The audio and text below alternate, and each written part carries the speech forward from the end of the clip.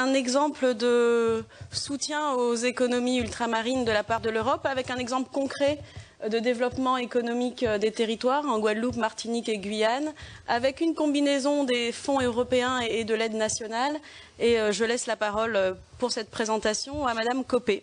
Donc bonjour à tous. Je remercie donc la délégation sénatoriale de m'avoir invitée. Je suis là pour vous donner des exemples concrets de mon vécu, donc de mes relations avec l'Europe et ce retour vers les collectivités territoriales ultramarines.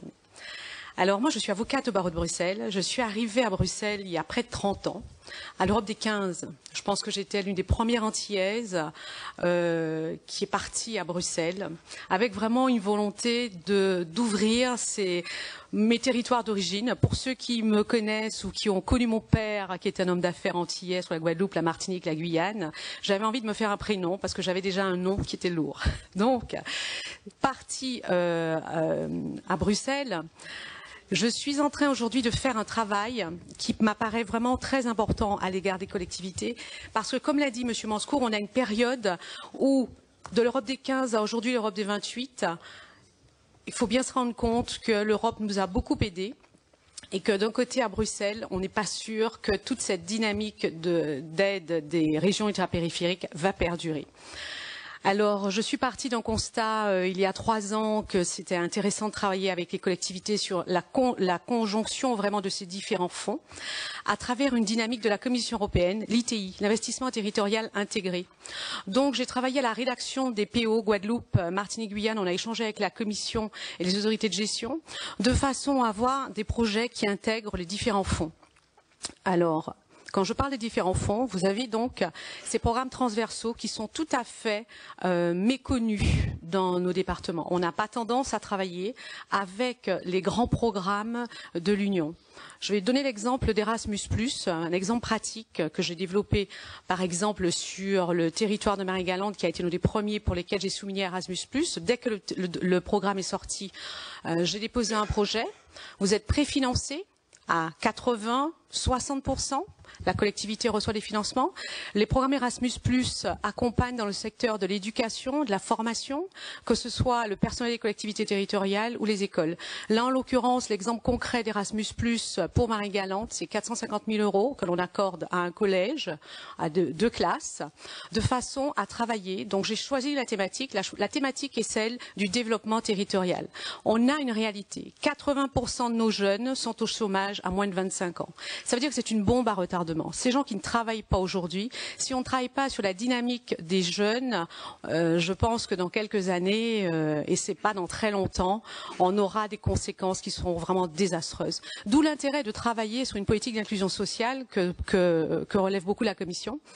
Donc, concrètement, Marie-Galante, on travaille en anglais sur l'entrepreneuriat et comment je vais devenir un entrepreneur sur mon territoire. Donc les élèves sont partis, ils sont 150 à travailler sur cette thématique, ils sont partis au Portugal et ils sont partis au Danemark. On travaille vraiment avec le modèle danois de mise en avant des jeunes et de valorisation. Alors, sur le territoire, ça a été le mois dernier, 100 personnes qui sont venues du Portugal et du Danemark. On a clôturé cette session d'Erasmus+, et les jeunes ont été interviewés. Et il ressort très clairement que ça a changé leur vie. Pour eux, ça a été la plus belle expérience. Et pour eux, l'Europe, c'est ça. C'est d'aller découvrir qu'ils ne sont pas les seuls, finalement, un peu différent. Quand on va au Portugal, on rencontre des Brésiliens, on rencontre des gens qui viennent de partout. Et quand on parle de ce phénomène de migration, c'est bien justement d'intégrer toute cette dynamique. Alors, Erasmus+, voilà, ce sont les programmes qui financent entièrement les projets éducatifs et j'invite les collectivités à s'y intéresser. Pact of Island, programme de l'Union européenne qui travaille sur l'indépendance énergétique des territoires insulaires. Alors, il faut savoir que l'Europe est le plus gros bailleur de fonds au monde. Donc, toutes les îles et tous les territoires insulaires bénéficient de financements et des aides qui sont conséquentes. Mais c'est surtout le fait de travailler en commun, tous ensemble, et de trouver des solutions à nos problèmes en travaillant ensemble. Donc le 22 avril dernièrement, j'avais le directeur général de l'énergie que j'ai invité à venir à Marie-Galante. Nous avons monté un sommet européen d'énergie. La Banque européenne d'investissement est venue. Nous avons donc les bailleurs de fonds qui sont venus. Donc je vois les représentants de la Commission commissions là, sur lesquelles j'ai travaillé sur cette thématique-là. Et l'important dans ce travail avec l'Europe, c'est de faire découvrir aussi l'Europe au-delà de nos problématiques, de nos handicaps, dont on parle beaucoup trop souvent finalement, parce que j'ai envie de dire, nous parlons beaucoup des handicaps, mais nous avons beaucoup d'avantages et nous sommes aujourd'hui un atout pour l'Europe. À travers ces programmes, on parle peu du plan Juncker, qui a l'air d'être très, très lointain. Alors moi, dès que le plan Juncker s'est présenté, ça a été un branle-bas de combat pour les collectivités de se dire il faut intégrer un grand plan Juncker pour les départements d'outre-mer. Donc nous avons monté une session de réunion avec le cabinet Bulc, le cabinet Juncker, et il fallait que ce projet soit porté par le secrétariat général à l'investissement, donc le gouvernement français. Donc nous avons eu des réunions avec l'État, la Commission, et l'Europe était vraiment très favorable. Et finalement, la discussion elle est très claire. Je leur explique, vous avez l'ouverture de Cuba, vous investissez énormément dans ce bassin caribéen en ayant un département français, plusieurs départements français. Donc veuillez saisir cette opportunité pour que ce lien entre finalement les fonds FED qui vont à Cuba ou qui iront à Cuba et les îles environnantes puissent être combinés avec les nôtres. Donc nous sommes en train de travailler avec la DEFCO, la Direction Générale du Développement, qui est un énorme pourvoyeur de fonds dans ces territoires, de façon à combiner ces fonds FED et FEDER et pour que nous puissions être un moteur. Parce que quand je suis en réunion à Bruxelles, je dis toujours, il faut que nous soyons des moteurs. Et je ne veux plus qu'on me parle de handicap.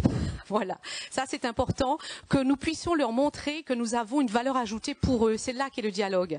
Et on pourra le montrer d'autant plus qu'en arrivant avec des exemples très concrets, en étant une plateforme. Qu'est-ce qui intéresse l'Europe dans le cadre du plan Juncker et ce qui serait intéressant pour eux?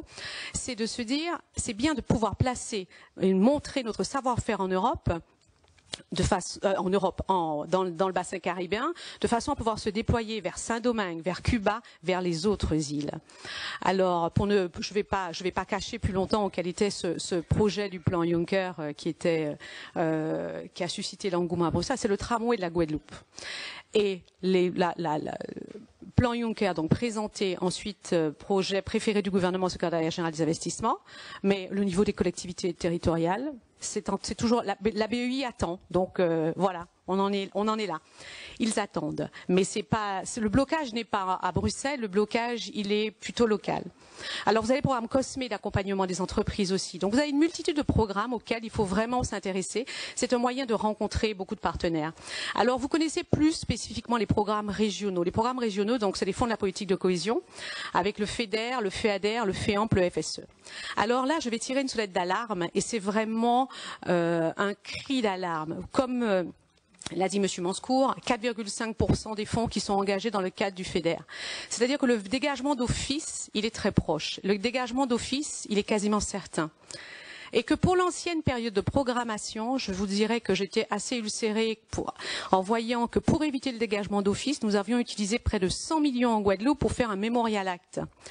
Alors, je ne dis pas qu'il ne faut pas faire un bâtiment, mais je sais que moi je suis noire, je sais que l'esclavage, mes ancêtres y étaient. Mais j'ai envie de vous dire, on va regarder devant et que je ne veux plus regarder dans le rétroviseur. Parce que moi, quand j'ai 80% de jeunes qui sont au chômage à moins de 25 ans et que vous avez 100 millions mis sur l'esclavage, je peux vous dire que les jeunes et la population intermédiaire qui est comme moi, elle ne l'accepte pas. Parce que finalement, c'est avec une contribution nationale. Alors, monsieur le préfet qui est à mes côtés, c'est qu'un préfet en place ou un SGAR qui est en place n'a pas intérêt à avoir un dégagement d'office parce qu'il est mal noté. Mais voilà, c'est pas... Alors, donc le FEAMP aussi. Enfin, tous ces programmes ne fonctionnent pas. Le FSE emploi ne fonctionne pas. Et ce n'est pas à cause de la région, c'est que le FSE national n'a pas été encore mis en route. Le site internet ne fonctionne pas. Nous avons 80% de chômage chez les jeunes. Voilà. Donc, je vais conclure. Complexité de mise en œuvre des programmes, certes, qui sont liés à une problématique nationale et locale. Problématique des différentes normes. Monsieur Boursieux, je vais le laisser prendre la parole là-dessus. Mais demain, quel financement? Je vous dis que j'ai connu l'Europe des 15, j'ai vu les Bulgares, j'ai vu les Polonais, j'ai vu ceux qui n'avaient rien arrivé en Europe.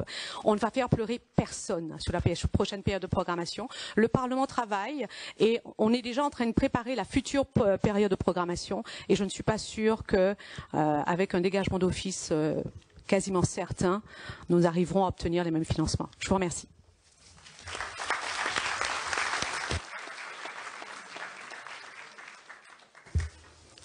Merci maître. Je pense que votre PowerPoint ou votre présentation figurera dans les actes et que donc nous pourrons nous y référer également.